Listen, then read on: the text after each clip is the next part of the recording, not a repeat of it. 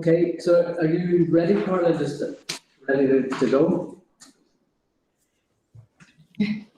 So yeah, so it's an immense pleasure to welcome you all to our the first in our talk in our seminar series. So we're very lucky to have Professor Carl Craver join us. He's our first speaker. So Carl is a professor of philosophy and philosophy of neuroscience psychology at Washington University in St. Louis. So he's a philosopher of neuroscience mainly. He's got many other interests. But one of his main goals is trying to understand how minds fit into a world of causes. So I'm sure, as all of you know, he's published a number of books. Some of these are just out, some of these are forthcoming, but some of them are already considered classics, understanding mechanistic explanations in science. He's published dozens and dozens of articles. And a running theme of Carl's research is to find the clear expression of the norms that animate science and that justify respect for science as a way of knowing the world. So another clear theme that I see in Carl's work is, I don't know if you would like this term, but what I would call its humanistic approach. So it's an approach that views persons as inherently valuable. So I think we see this in Carl's work on memory, for example. So people with, for example, episodic amnesia in Carl's work are not really just patients or even just subjects with a condition, but they're real people. They're real people who should be treated with respect and dignity. And so I think this is a really important kind of aspect of Carl's work. I think this combination of shedding light on mechanistic explanations in neuroscience, but also recognizing that there are persons at the end of those mechanisms is what makes Carl's work so important and so valuable. So yeah, if you could all please join me in welcoming Carl for our seminar series.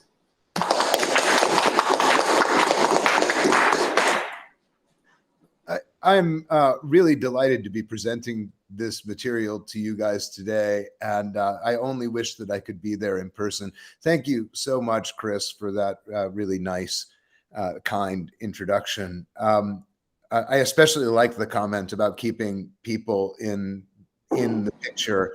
The talk that I'm giving you today, I hope, will really live up to that expectation, Chris, and talk about something that's very important to people quite generally, namely the emotion of regret, and the way that the emotion of regret might be related to the neural mechanisms in our brain. This paper that I'm giving you today is a chapter in it's chapter 10 in a book that I'm writing with Shana Rosenbaum. The book is called Living Without Memory, and it's an exploration of how episodic amnesia affects the lives of the persons who experience episodic amnesia. I'll say a bit more about what episodic amnesia is in just a second.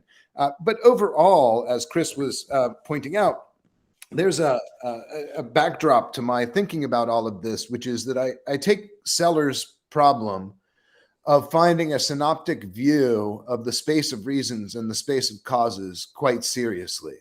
That is, we look at the human organism and we can come at it from two different vantage points. On the one hand, we view one another as people who are understood in terms of their agential and their epistemic competencies and proprieties.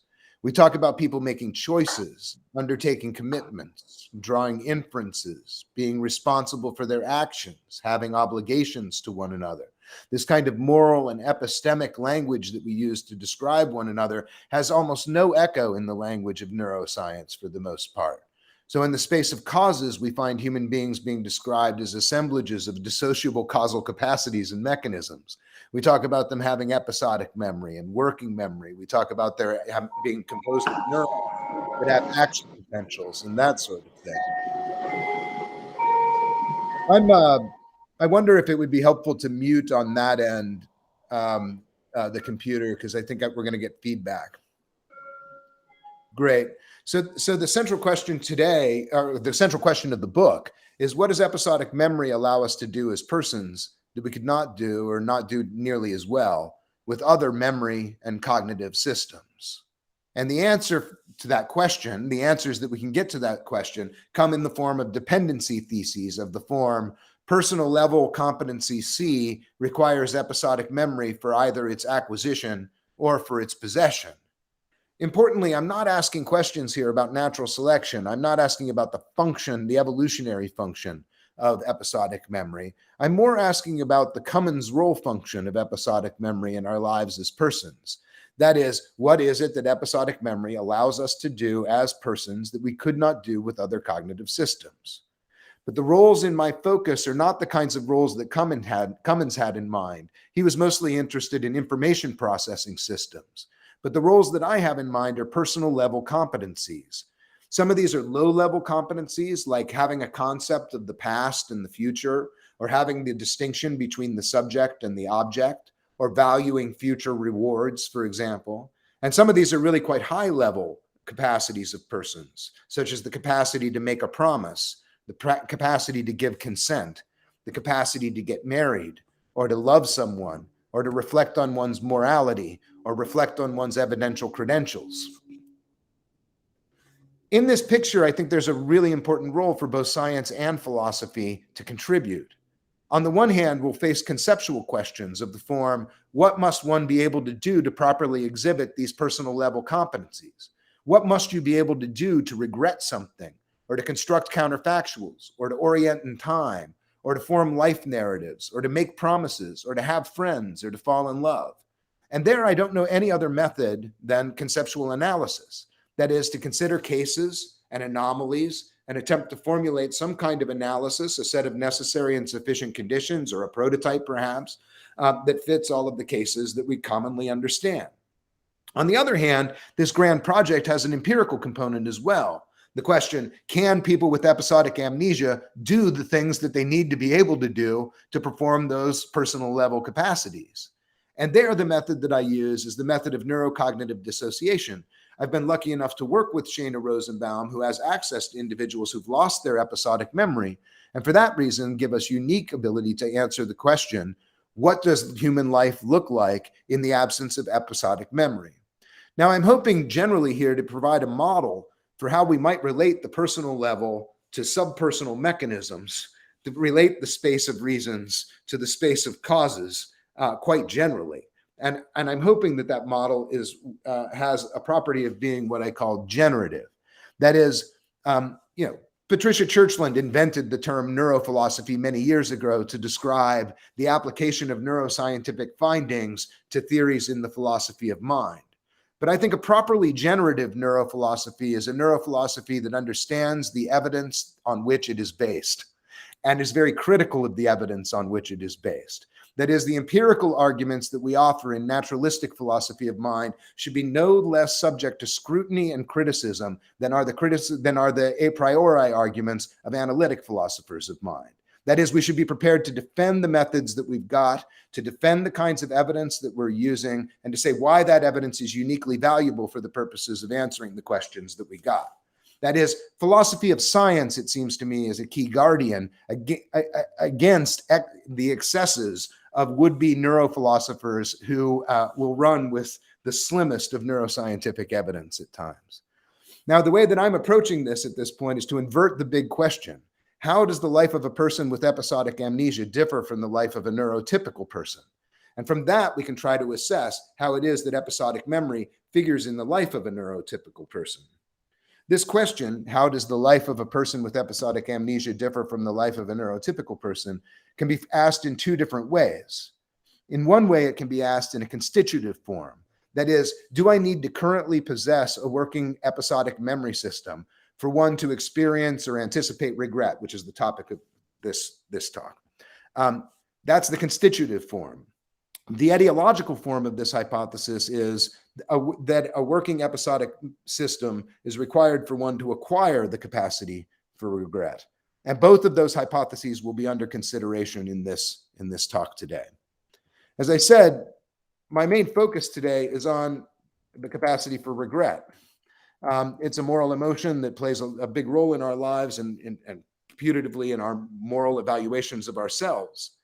And one way we could begin to ask this question is by imagining cases. We could imagine what life would be like without memory. We could imagine whether people without memory could regret things. And we could watch movies about people who've lost their memories, and we could see what the characters in those movies do.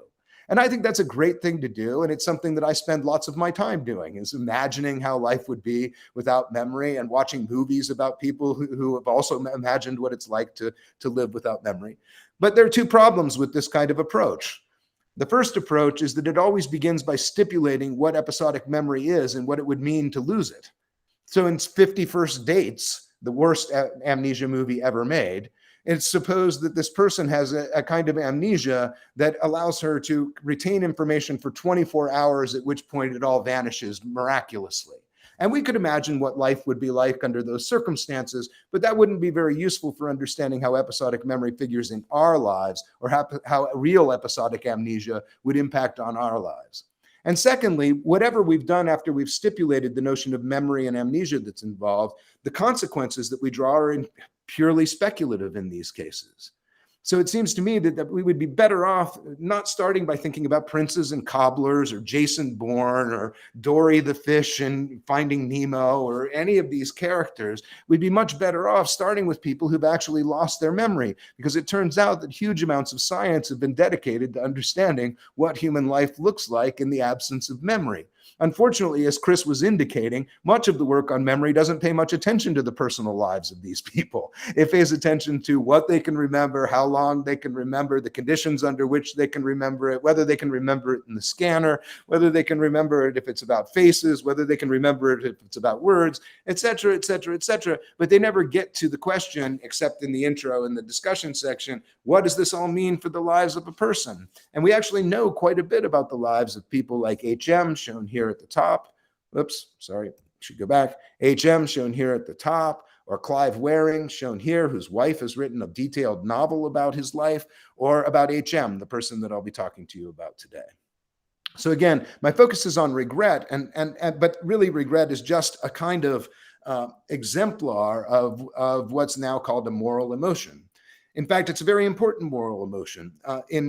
In psychological studies by Shimanoff, for example, in 1984, at least in the US, regret was listed as the second most frequently cited emotion in everyday language. This was done, I think, using corpus linguistics, in fact, looking at the rate at which people talked about different moral emotions. Love came first, hope came third, regret was number two. And in studies about the emotions that people value the most, people seem to value regret more than any other negative emotion in their lives. They value it for making sense of their past experiences, for facilitating approach behaviors, for facilitating avoidance behaviors, and for gaining insights into themselves, and for preserving social harmony. All right, so regret's a form of self-assessment, an emotional stimulus to reflection. And regret, we might think, discourages us from pursuing similar decisions in the future, and it might motivate us to redress the things that we've done wrong. So for all these reasons, you would think that regret's a pretty important component in our moral lives, and it's something that we might want to look at in the case of people with amnesia. Why? Because it seems like it's a backward-looking emotion in some ways. We regret things that we have done. And it seems that when we regret things, we remember having done them, and we judge ourselves poorly for having done so. In this way, regret is like many other moral emotions. It's like pride or guilt or shame, other emotions that we use to evaluate our own actions. And I think it's similar in some ways, though I won't really discuss them today, to our relationships towards others. Things like forgiveness and gratitude and reciprocity and resentment and trust are in many ways memory, at least plausibly, memory involving capacities. That is, to judge that we owe somebody something or that we're grateful to them is to remember something that they did and to be grateful for it. These are all plausibly backward looking, and they all plausibly involve episodic memory. That's precisely the question that I want to start to investigate today. All right. Now, I'm not going to presuppose that all of you know already what episodic memory is, and I'm not even going to presuppose that I fully know what episodic memory is. But for today, we're going to deal with episodic memory the way that it's classically defined in a psychology textbook. That is, that it's memories of past experiences, memories of past personal events, accompanied by awareness that you previously experienced the event in question. So it's memory for past events in your life, accompanied by awareness that you previously had that experience. And Endel Tolving associated that with a kind of mental time travel, the ability to transport oneself backwards and forwards in time. And he characterized this form of memory in terms of a bunch of characters, such as features, that is, characteristics. He says that episodic memory is distinctively about your personal past, that it tends to be highly experiential, often visual in character, or it can be olfactory or auditory in nature as well. It tends to be emotional and very hot in character, and it tends to be organized temporally and spatially as well. Episodic memory, thus understood, is typically contrasted with semantic memory, which is memory for facts. Those facts can be in the past, the present, or the future. They need not be in the past.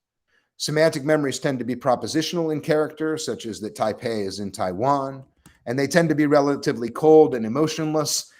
That is, there's no affect associated with the Pythagorean theorem, for example. They tend to be conceptually organized rather than organized in terms of space and time. We can talk about what episodic and semantic memory are and what the distinction really amounts to. I think one feature of my book is that by the time you're done reading it, that should be very unclear. That exactly what these people have lost is something of a mystery, actually. All right. It's probably best exhibited in the case of examples. Here's this picture that I mentioned earlier of Kent Cochran. This is Kent here on the right of the picture. And if you ask Kent to say what's going on in the picture, he can name all of the people in it. He can say that this is his mother down here at the bottom, and that this is his father up here at the top, and his two brothers are standing at the top here with the wife of one of the brothers. But then he stops and he looks at the picture and he says, yeah, what's going on with my hair? And the answer to that question is that the night before the wedding, Kent gave himself a permanent for the first time in his life and showed up for the wedding with this hair that was curly, then where it had previously been really quite straight and down to his shoulders. So he surprised his family in this way. He had no recollection of that at the time that we asked him. This was after he had had a motorcycle accident at the age of 28 that wiped out all of his episodic memories for his entire life.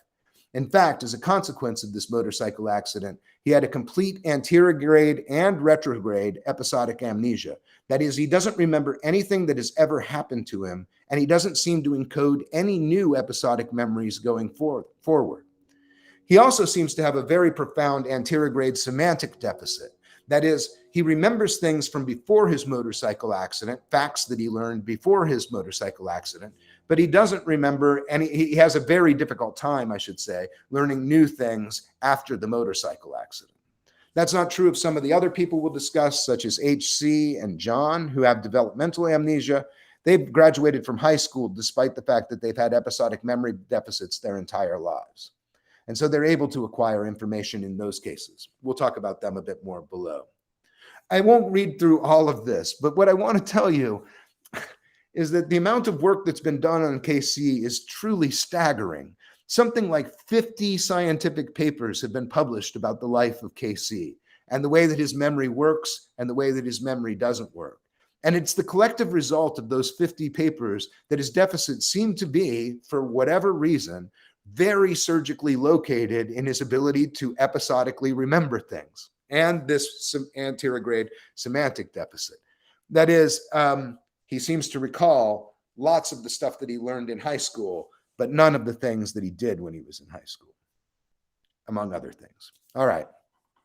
So my target in this talk, there are two kinds of theses, two kinds of people who seem to think that episodic memory is required somehow for regret.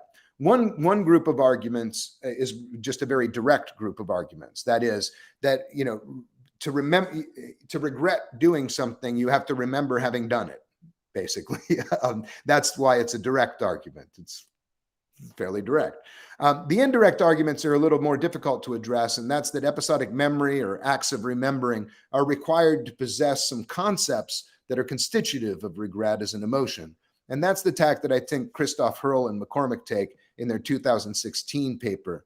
The direct versions, I'll show you a few examples in just a second. All right, so I've already introduced you to HM. I've told you why I'm interested in regret. And I've suggested why we should think that maybe regret has something to do with memory.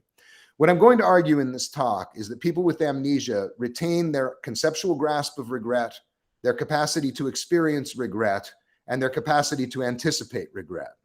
And I'm going to argue that regret is not essentially past-directed, memory-requiring at all, but that rather regret is about possible worlds, not the actual world. Regret requires, in fact, only a de-dicto and not a de-se relation to our past actions, if it requires a relation to our past actions at all. So first, I'll begin by telling you why I think the direct arguments fail. That'll go relatively quickly, I hope. Then I'll give you some evidence that people with amnesia actually do experience regret. I'll then turn my attention to the indirect arguments, one involving the ability to consider counterfactuals, another one whether they have an event-independent conception of time, and then I'll conclude at the end. All right? That's how it's going to go. All right. The direct constitutive dependency thesis. This is the idea that episodic memory is necessary for one to experience regret. All right?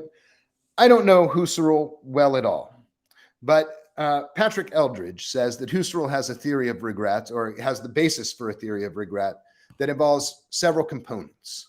On the one hand, there's a remembrance of the past event that you engage. Well, I'll just read this quote. Husserl held that episodic memory requires two temporal orientations on one's own experience, the past now that one relives, and the present now in which one does the reliving. If memory generally unveils two perspectives, regretful memory brings in a third point of temporal difference. That now could have been. Drawing on Hurrell and McCormick, I give an account of regret as a mnemic and counterfactual form of intentional consciousness that confronts an alternative between the past and attempts to negotiate between two essential yet conflicting features of its actual past, its contingency and its irreversibility. All right. So the main components here are that you have to remember the past event, that you have to be in the present remembering that past event, that there's a counterfactual past in which you acted differently. That requires the contingency that you had to have been able to act differently at that time. And this all involves the idea that once you did act, it was irrevocable. You couldn't take it back, right? We'll consider all of those before the end of this talk today. A more cognitivist theory of what's going on has been provided by Marcel Zeellenberg. Marcel says that regret is a cognitive emotion, that in order to feel regret, you have to think about your choices and the outcomes generated by those choices. And one also has to think about what other outcomes might have been obtained by making a different choice. Thus, he says, regret is typically felt in response to decisions that produce unfavorable outcomes compared to the outcomes that the rejected option would have produced. That is, we decide to do X, but in retrospect, we discover that we would have preferred doing Y because we think we know that Y would have resulted in a better outcome. Taken together, regret is a frequently felt emotion evoked when an obtained decision outcome compares unfavorably with an outcome that we would have obtained had we chosen differently, and typically occurs when we perceive ourselves to be responsible for this unforeseen outcome. I think there's an awful lot that's right in this way of talking about regret, and I don't mean to challenge it all. I will claim that the idea that episodic memory is involved in regret, that you have to remember the event, is false. And I'm going to claim that both of these accounts are deeply imprecise. So that's what that slide says. All right. So let's just begin by trying to think about why, what premise might lead one to conclude that episodic memory is necessary for regret. And I'm just going to quickly go through all of these and show why they can't be right. So the first possibility is that to regret fying, you must remember having fied. But of course, remembering, well, I'll argue for this if you want, but remembering is factive. If you remember fying, then you necessarily fied. But regret is not factive. You can regret things that you never did. And for that reason, this can't be correct. The second thing, to regret fying, you have to have fied. Well, that's not true either. Regret's intentional. So its object can be intentionally inexistent. That is, regret's the kind of thing that you could have about something that never, in fact, happened. And so you would merely have to have some kind of attitude about fying and its relation to you, but certainly it must not have even been in your past at all. How about this one? To regret fying, one must have an apparent episodic memory of having fied. That sounds more plausible, at least. You have to at least think that you fied. But sometimes that's not even possible in cases of regret. Sometimes we regret things that we don't remember at all. One obvious example, well, to some people, I suppose, is if you went to the office party and you drank too much and you had an alcoholic blackout, and the next day your colleagues tell you that you were behaving strangely at the party, and you have no recollection whatsoever of having done this, but nonetheless, you deeply regret whatever it was that you did at the party as a result of your drinking too much. Or to use an example from Martin and Deutscher's paper, you could be involved in a fatal car crash that you're responsible for, bump your head as a result of the car crash and not have any memory whatsoever of having been in the car crash. But once you've been informed that there was a car crash, really very much regret your own involvement in that case. I think we could come up with a million examples if we tried of situations in which you don't even have an apparent memory of the thing that you're supposed to be regretting. I'd like to point out as well that we frequently regret things that we didn't do. In fact, this might be the default condition for the human state, rather than regretting things that we have in fact done. Richard Russo, who's one of my favorite fictional authors, says that people who do unspeakable things are often haunted by them for the rest of their lives. But the rest of us, those who don't do unspeakable things, are more likely to be haunted by what we've left undone. The opportunities for generosity we've ignored, the times we've used the fact that we were too busy to look the other way, or other times when we were just plain selfish. Even if we've lived reasonably well, we're doomed to wonder if we've lived the best. I love that passage. And in fact, people who study end-of-life regrets, such as Bronnie Ware, and who's written books about what people regret at the end of their lives, almost all of the top-rated regrets in people's lives are things that they did not do rather than things that they did.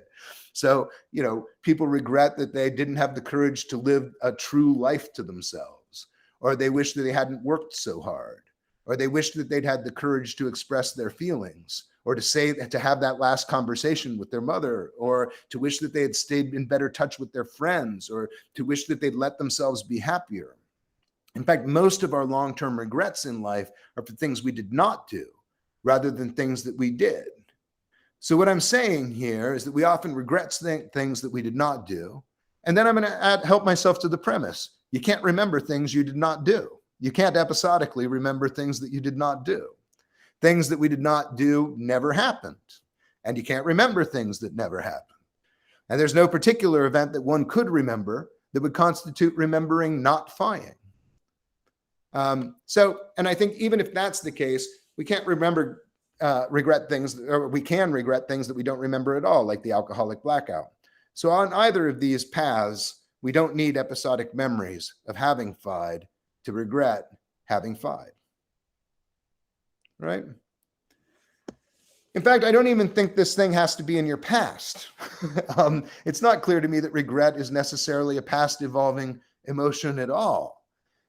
I'm a mountain biker, and so I'm very familiar with the fact that occasionally I move the front wheel of my bicycle and suddenly and very immediately regret what I'm doing. As the back wheel of my bike begins to lift off the ground, I think this was a terrible idea. and that, I think, seems contemporaneous with it. And in fact, the entire Indiana Jones series seems to run on moments in which somebody regrets having done the thing that they started to do at the moment they started to do it. I also think it's plausible, though I won't hang much on it, that we pre-regret things. That is, that we can have regret for things that we have not yet done. And here's the kind of, I'm imagining somebody, for instance, a recovering alcoholic that's on his way to his high school reunion with all of his old buddies, who then knows exactly what's going to happen at the high school reunion, knows that he's going to break 10 years of sobriety at this party, but nonetheless is on his way to the party.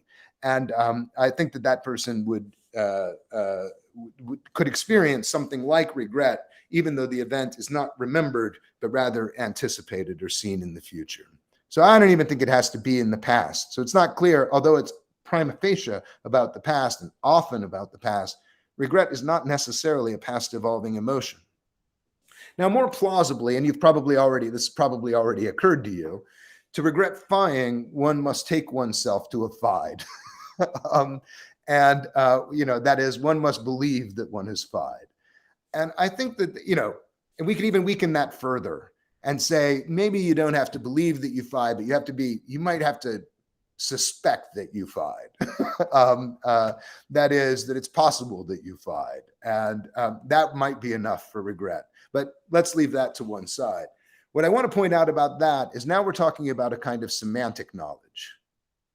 That is, to regret that I have fied is to regret something semantic in character and doesn't involve necessarily having an episodic memory of having fied.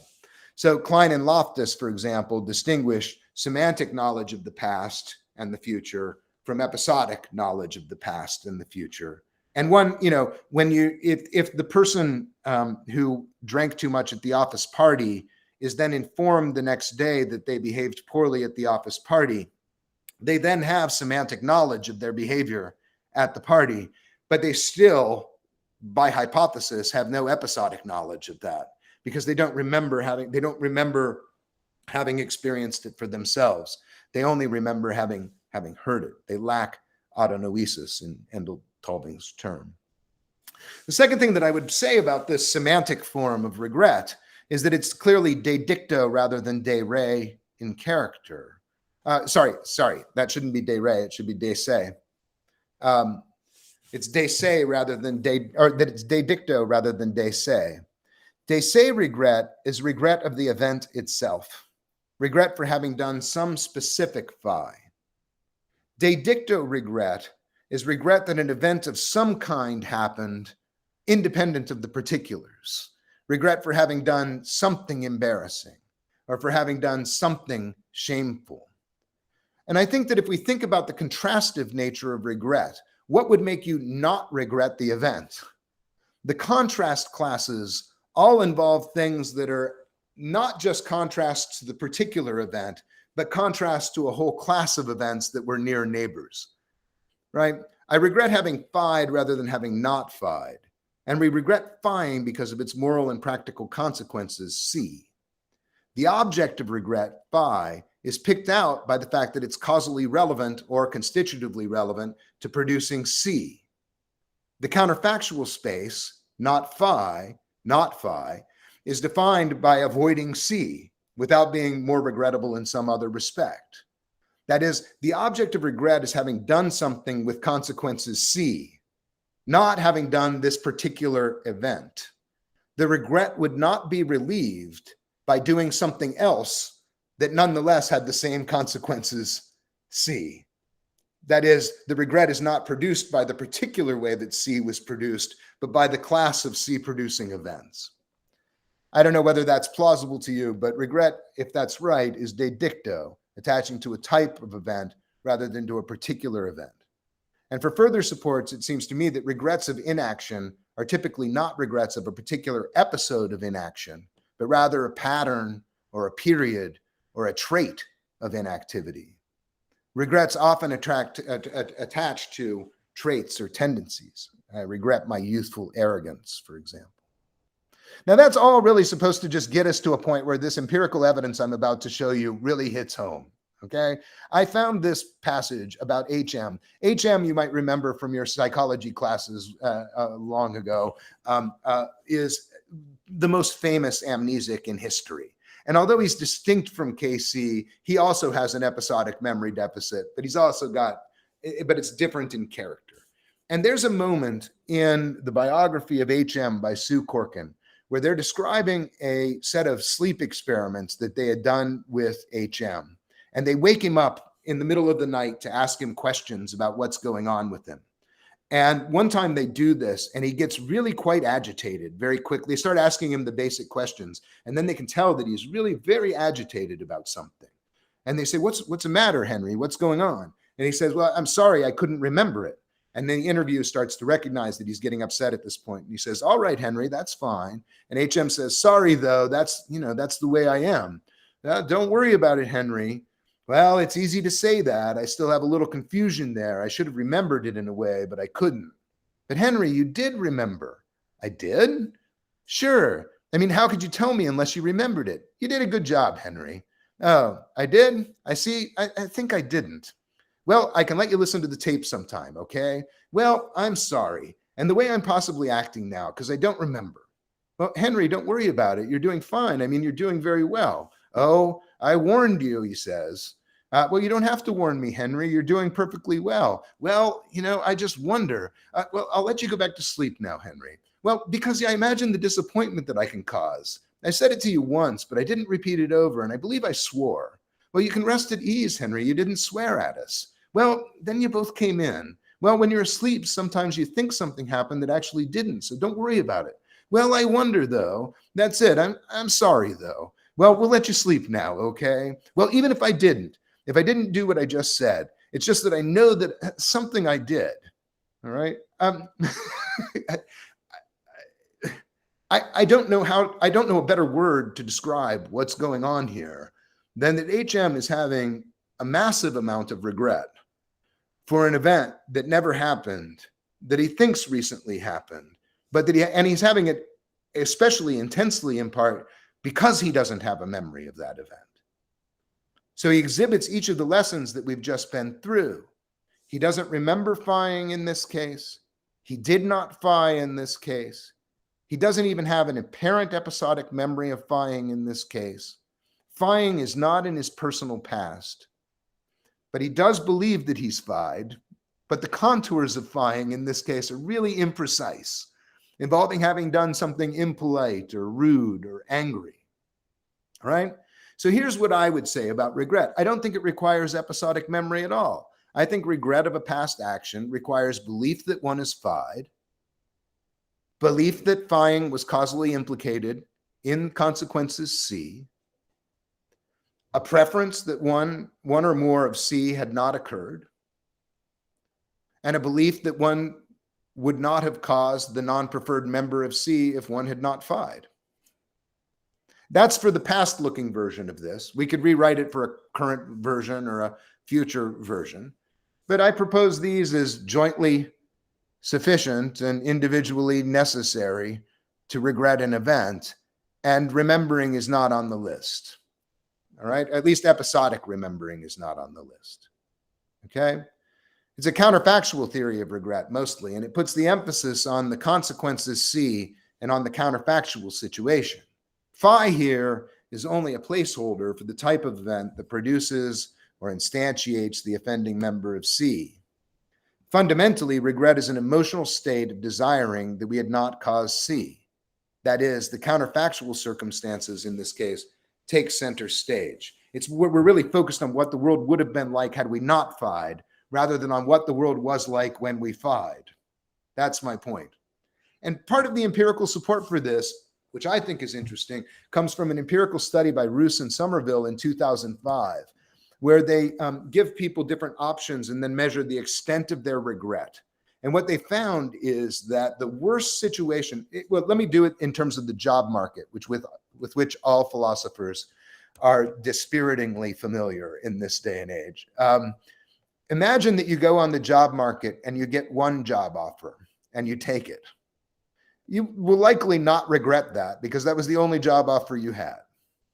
Now, if you get one great job offer and one bad job offer, and you take the great job offer, you're very unlikely to regret that either because you took the right option. But now if you get two amazing job offers and you take one of them, those are the situations that are most likely to produce regret in you.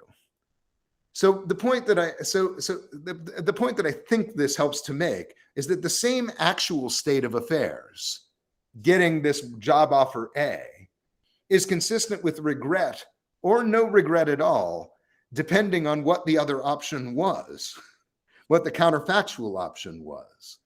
The possible world is more important than the actual in determining whether your choice leads to your regret. Yeah, I don't know. We can discuss in the question and answer whether you find that an appealing argument, but I think it helps to make the case that actually remembering phi and the details of phi is much less important than being able to imagine the counterfactual circumstances that didn't lead to the bad consequences. All right. And the main point that I'm just trying to drive at with all of these introductory remarks really is that the constitutive dependency theses all fail. Episodic memory is not required as a constituent of the moral emotion of regret.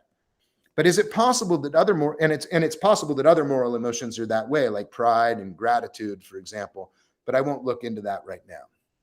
Let's go to the indirect arguments and try to make some progress on those. There are two forms of those. I think I'm going to go through the first one very quickly because I see I'm using a lot of time. The first one is the idea that even on my account of regret, one has to be able to assess counterfactuals.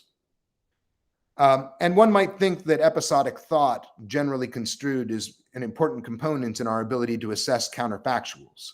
Philippe de Brigard has argued that the function of the hippocampus is to help us to generate alternative possible histories. And he has emphasized that role quite consistently. The other route, which is from Hurl and McCormick, is that we need to, it involves what they call a lack of an event-independent conception of time. I'll talk about that when I get there.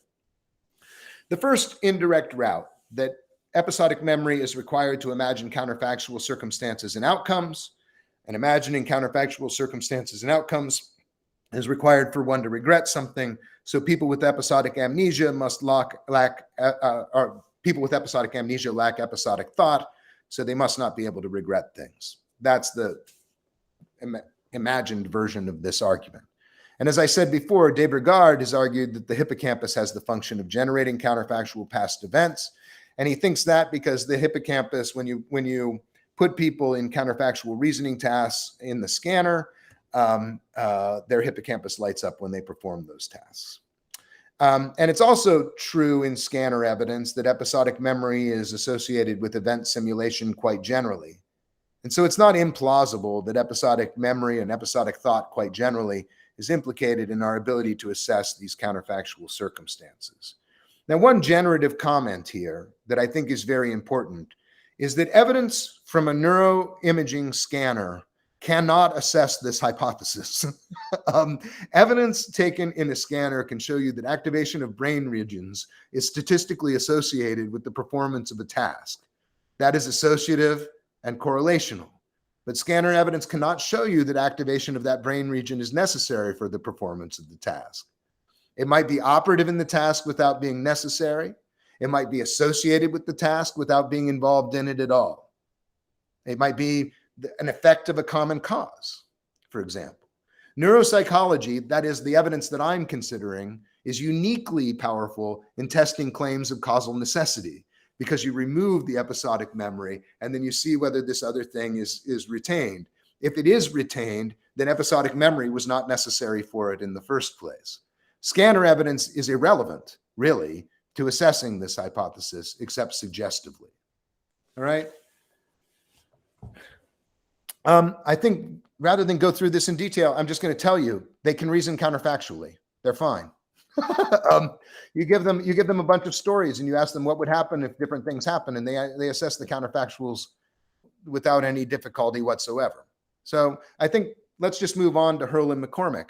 They said that they think that episodic memory, they're quite explicit about all of this. Episodic memory, because of its backward-looking element, they say, underpins the ability to experience regret. Now, I thought they were making a direct argument at first, but they're not. They're making a more indirect argument. They say that episodic memory underpins the very ability to engage in the ways of thinking about the past and the future that are required for regret, both experienced and anticipated, they say. And what is it that they have in mind in particular? They think that in order to feel regret, you have to have what they call an event-independent way of thinking about time. What is that? That is the idea that individual moments in time are vessels that could be filled with different events. And furthermore, that once they are filled with any event, they are filled forever. That's the idea of an event-independent conception of time. That they are empty placeholders that could be filled contingently with different events, but once they're filled, it's irrevocable. Yeah. Event-independent thinking of regret, they say it's plausible that that kind of thinking is required. To experience regret, after all, you have to have the thought that you might have acted differently in the past than you in fact did at a time, which requires, they say, the event-independent conception of time. And in order to anticipate regretting your actions in the here and now, They think that that requires that you consider options for action in the present, and so think of the present as a time in which you could do many different kinds of things. And both of these, the thought is, involve contingency and irrevocability. It involves a grasp of contingency, that is the idea that you might do differently at a given time, and a grasp of irrevocability, that is, once you have acted, you can't erase it. So they say that episodic memory is necessary for an event-independent conception of time, and so episodic memory is necessary for regret. All right? Now, this is just wrong, it turns out. So Kent, KC, we asked him a whole bunch of questions about regret. Here are the questions. What does it mean to regret something? He says, well, it's something you don't like doing or wish that you hadn't done. Can you name some things that a person might regret? He says, if they lost a large sum of money. Well, what are some things that a person might do if they feel regret about something? They might try to make it right, he says. And what kinds of things might they do that would show you that they're feeling regret? He says, well, you could tell by the tone of their voice. Can you describe how they might feel inside? They would feel mad at themselves, he says. We asked him about some other morally significant emotions like pride. We asked whether he could distinguish pride, which is an analog of regret in my mind, that is, taking a positive attitude towards something that you've done in the past, and distinguishing it from joy, which is something that doesn't have to involve your agency at all, and something that's neutral, which is something that you don't really care about the consequences of. And it turns out that KC was indistinguishable from controls on his ability to sort the things that would cause him pride from the things that would cause him joy, from the things that he would have a neutral reaction to. To distinguish pride from joy, after all, you have to be able to distinguish cases of agency from cases without agency. To distinguish pride and joy from something that's neutral, you have to distinguish consequences one does and does not prefer. And to understand pride, one has to understand counterfactuals. You can't feel proud of something that you were forced to do. You should be proud because you recognize you could have done otherwise. So the thought is that these pride findings also apply to the very kinds of notions of event-independent understanding of time that regret is supposed to implicate. And this is also true for people who've had episodic amnesia from the time that they were born. H.C., who's one such person, says that she understands what guilt is. She says it's you feel bad about guilt, you feel badly about something you did. If you had to cancel plans with someone at the last second, for example, she'd feel guilty. And she says that pride is when you're happy and positive about something you did. And she says that she sometimes feels pride and offers up her graduation from high school as an example. So does regret, you might wonder, okay, so they've got a conception of regret and they've got a conception of pride, but wasn't the question whether they actually experienced the emotion? We already got some evidence from HM, but one might wonder whether that experience of regret functions in their lives the same way as it does in neurotypical people. So for that, we looked at anticipated regret, which leads us to change our decisions based on our self-projection to a future time in which we wish we had chosen differently. And the question is, do people with amnesia do that? So to do that, I see that we're running a little short on time. So let me try to do this relatively quickly. This is an example of a common sort of error that human beings make when they make decisions. The axioms of decision theory say that you should not change your preference between two options when you add equal amounts to both sides of the choice. If I offer you a candy bar or a cupcake, and then I say, I'll offer you a candy bar plus $1 million or a cupcake plus $1 million, the difference should still be the difference between the candy bar and the cupcake because the $1 million are equal in both cases. So this graph shows a choice, two different choices, a choice between A and B and a choice between C and D. And the choice between A and B it's graphed out in a complicated way to make something apparent that we'll get to in a second.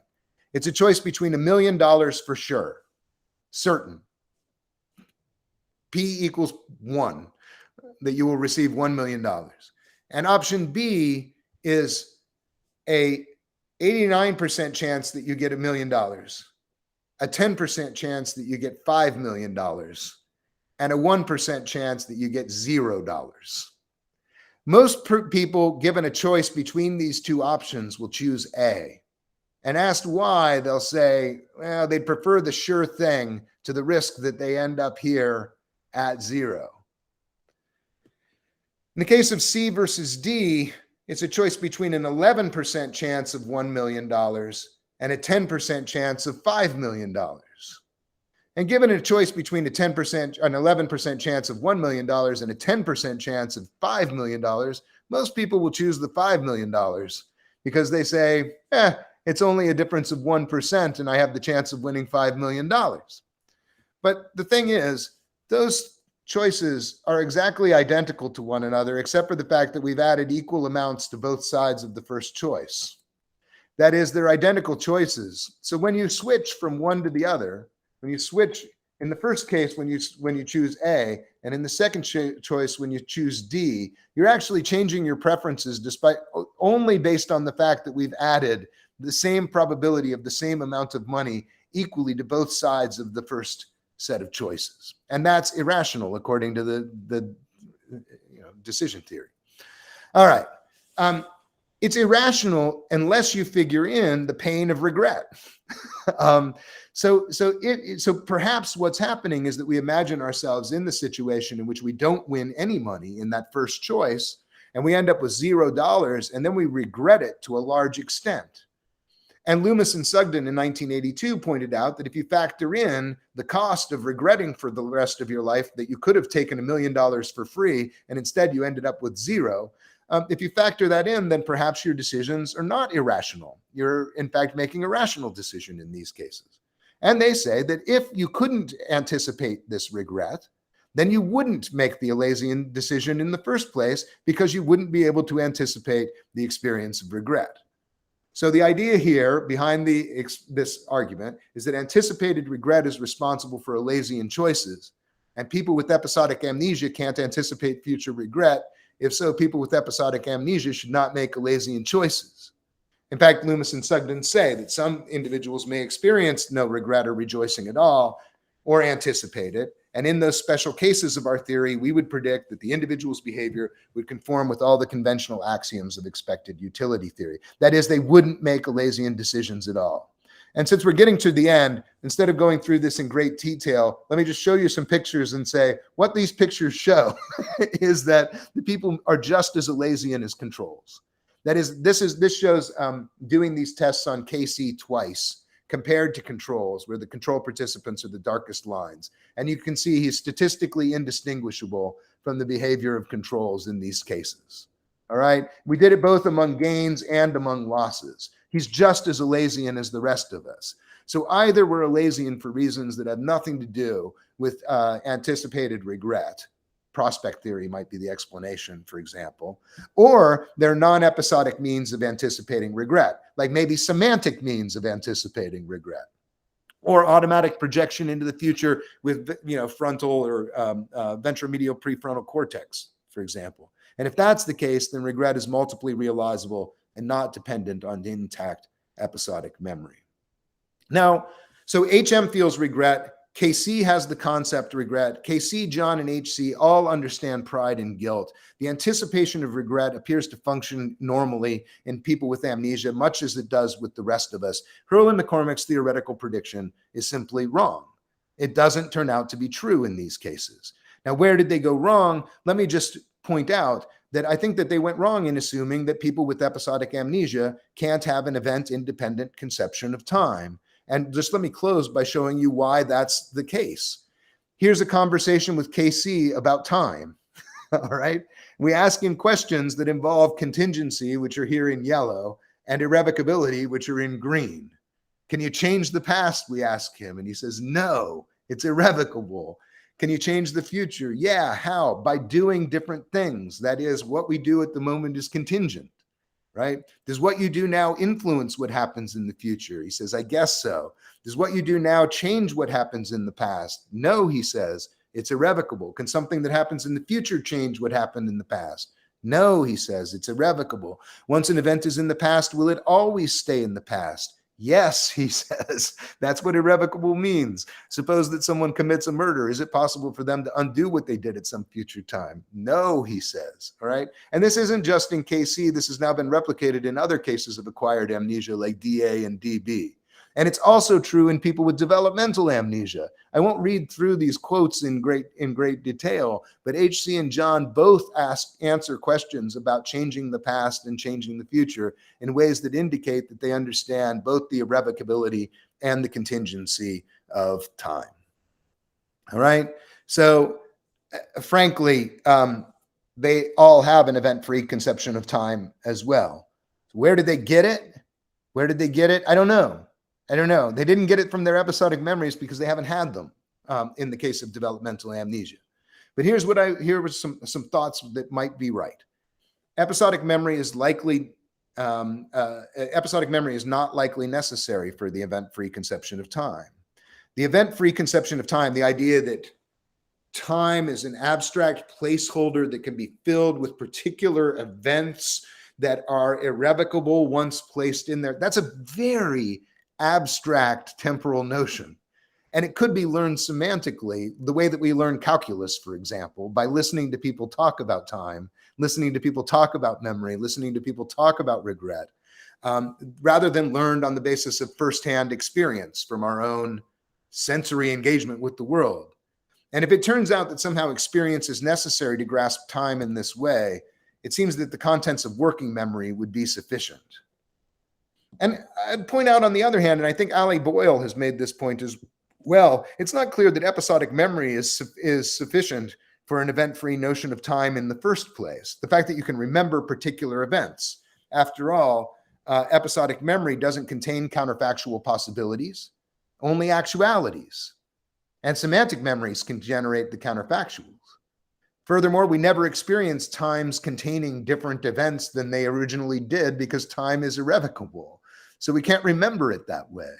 And memory has to be supplemented to give us anything like the event-free conception of time. So I don't think that prediction was very plausible in the first place. So here's what I want to say, and I'll just stop at this point. People with episodic amnesia can experience regret. It's mistaken to claim that they cannot. And that means that episodic amnesia or episodic memory is not required for one to regret things, nor is it required for an event-independent conception of time to understand its contingency or to grasp its irrevocability. De facto, people with amnesia probably do not experience regret as much as the rest of us, but it's not clear that that's a deficit rather than merely a difference. That last word should be a difference. Whether this applies to other self-evaluative emotions, I really don't know. I think more work would be required to get at that. But I think plausibly we could do a similar kind of treatment for pride, guilt, and shame as I've just done for the concept of regret. And whether that can extend to forgiveness, gratitude, reciprocity, and resentment, I don't know. But what I do hope to be introducing at least is the question. To what extent do these morally evaluative emotions require the possession of episodic memory in particular? And if not, what sort of memory systems does it require? And to me, that's a really important question, a really interesting question at the interface of philosophy and the neurosciences. And a great way to begin to address that question is by looking at people who've lost their cognitive capacities for episodic memory and asking whether they retain these other morally significant emotions. And perhaps if we do that in a number of different cases across a wide range of morally significant emotions or across a wide range of morally significant capacities, we can begin to drop tethering lines between the space of reasons and the space of causes, noting that these kinds of personal capacities require these kinds of causal capacities in our brains. And so I hope to be, in addition to making progress on this question of regret, also making progress on the methodology by which we might integrate people into the causal structure of the world. And with that, I'll stop. And thank you again for the opportunity to give you this talk. I'm really curious what you think. This is brand new. So I look forward to the Q&A.